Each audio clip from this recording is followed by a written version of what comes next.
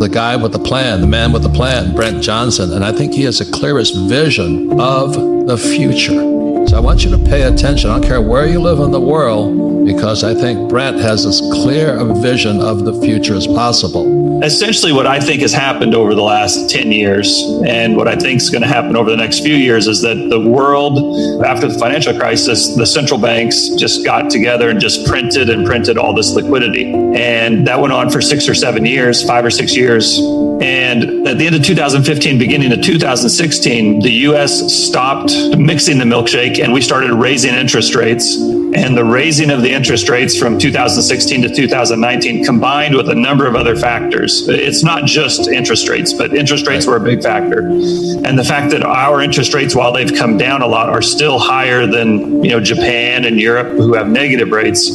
That, along with these other factors of having the global reserve currency system, having the dollar payment system, having the largest US military, having the deepest capital markets, all of that stuff acts as a straw which sucks up all the liquidity that the world is printing. At the end of the day, whether you like the dollar or whether you hate the dollar, whether you think it's a good currency or a horrible currency, the fact of the matter is it is the currency which the world runs on. Right. And so even if you hate the dollar, if you live in Argentina or Turkey or China or Brazil or France, you still need dollars to operate on the world stage. Now, I think there's a lot of people who would like to change that, but as of right now, they haven't. And I think the efforts that they have made to do so are too little too late. And that's kind of what's setting up this whole dollar milkshake theory. If they're printing so many dollars, why doesn't gold why don't people just rush to gold? Right. And I think that's the question you were asking, it's a question I'm asking myself, is if there's so many fiat or I call fake dollars, why doesn't gold go through the roof? Right? Yeah.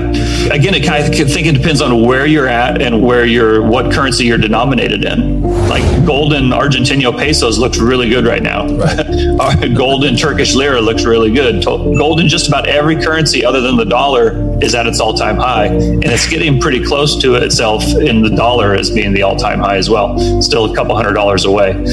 But, in many ways, people think of the gold and the dollar as enemies or the antithesis of each other.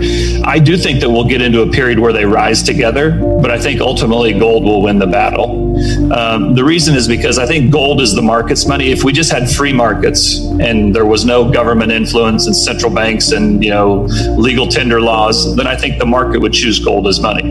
But we don't live in a free market. We may want to, but we don't. And because of the governments of the world, and not just US, don't want a gold standard because they like to be able to spend more than they earn. Politicians get elected by making promises.